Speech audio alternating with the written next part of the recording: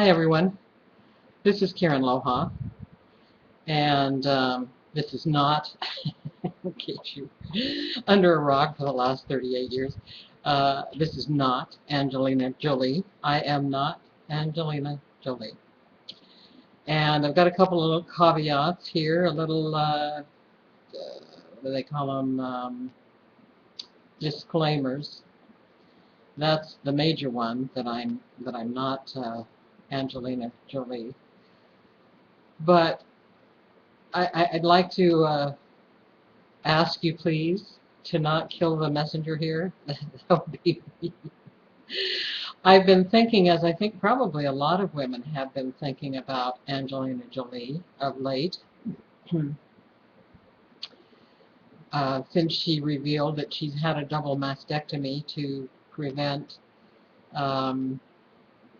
the rare cancer that seems to have a rampant gene in their family, in the women in their family.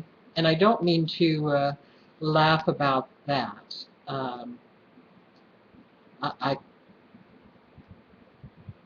can certainly understand a desire to avoid breast cancer. I have to say, though, that I can't begin to liken it to the avoidance that I have for allowing somebody to maim me, to desecrate my body by scooping out a couple of my breasts.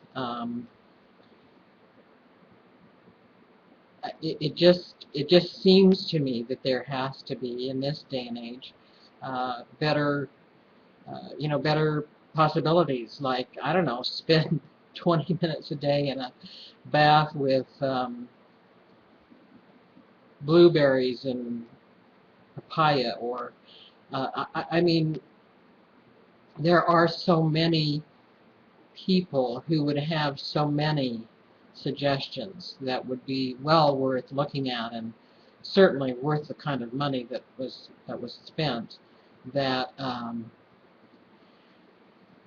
I just find myself every so now and then, possibly because she pops up here and there with her pictures and her I think she has lots of good things that she does. I mean, yesterday was in my mind, a very great thing that she did. So she's, clearly out there where the public is going to have something to say, and I'm sure that she knew that pretty early on in making the decision. The public's going to have something to say. What do I want to do about that? And it was kind of that sort of thing that I was thinking about this morning. And when I think about things like that are really none of my business, and I recognize that, this is not any of my business. She's never knocked on my door and said, hey, I really want to know what you think if I do this. Further, she doesn't know that I exist. She's probably never heard my name. She's probably, I mean, it's none of my business. Except that she is clearly an example. And she's going to be an example to young women for a long time to come. And so in that way, I have cause to think about it, as well as my own dear self, and whatever I have to think about that. And that's what I usually do with things of this nature, is I begin to think of a kind of a mantra that I developed over the years. I always thought it was recognize, relate, assimilate, and use. There are other people who believe it's recognize, relate, assimilate, and apply, R2, A2. But whatever it is, I have learned that the only way I'm really going to get anything out of anything like that at all is to relate it to myself, and to figure out what I can recognize from that, and then take it in and kind of chew on it and digest it and figure it out and make it a part of something that makes sense and apply it or use it. And this is what I did with it. This video is going to definitely be on one of my bipolar pages. And the only way that you can probably find it and get to it, no matter how you come to my blog, the easiest way is www.kar-en.com, Karen, hyphenated between the R and the E, Karen.com, is to go to the category that says, I think it says Bipolar Savvy. And even there, you're going to probably need to paw through and well, I've only got a couple of videos in there because that was towards the beginning, and I've just only recently started to take some back. But I did apply it eventually to my bipolar. I thought, have I done anything as devastating in my life, as devastating to me, and as devastating to anyone else? I mean, I seriously cannot believe that's not devastating to others, because I've heard other people talk about it on the internet, men and women, and it has left its mark. So if I think about myself, and I think about, have I done anything myself that has contributed in this way to you know, what do you call it when you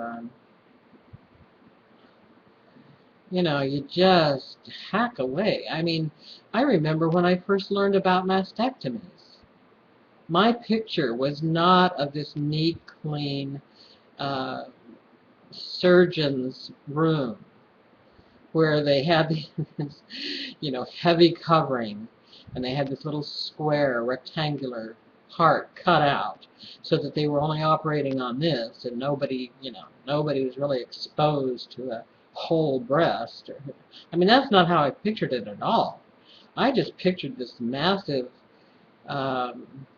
destruction and how can you not consider it a sexual part? I mean, kind of like a major sexual part of you. I mean, obviously the men don't tend to usually think of their breasts, what do they call them? I know, you know what I mean, and I can't think what it is. But how can you not consider that a massive invasion? I guess it's possible. I mean, I guess it must be possible. But I also know of a lot of people who have had mastectomies or double mastectomies who consider it for years and years and years of their lives a major invasion. And so I thought, okay, so what have I had in my life that's been like that? A major, devastating invasion where I've just kind of allowed that to be in my life and deal with the aftermath after that. And I related to my bipolar experience. Now, being diagnosed bipolar about 27 years, I've had a lot of years experience, and a lot of change has come about as that's gone on, and it's not the same as a double mastectomy unless you consider the devastating effects upon my life. Possibly it's more devastating an effect upon my life than a mastectomy or a double mastectomy. But what I've had to think about it in reference to is, what has been my part in that? Did I consider a public? Is there a public to my life? Well, I do have friends, I do have family. Were they affected? Yes, they were. Were they devastated? I don't doubt for a second that some were devastated by my behaviors in bipolar and their effects, the long-term effects in bipolar. And so what I'm going to wrap this up with is someone messaged me today and sent me a blog post. And in the blog post were the words, "I have learned to run with those who get it and to ignore those who don't." And I have realized in my life, I pretty much have to do that. If I am going to save my life, if I am going to turn around the devastation that I allowed in my life, I must run with those who get it and ignore those who don't. And I encourage you, since most of you who will be reading this or listening to this are bipolar yourself,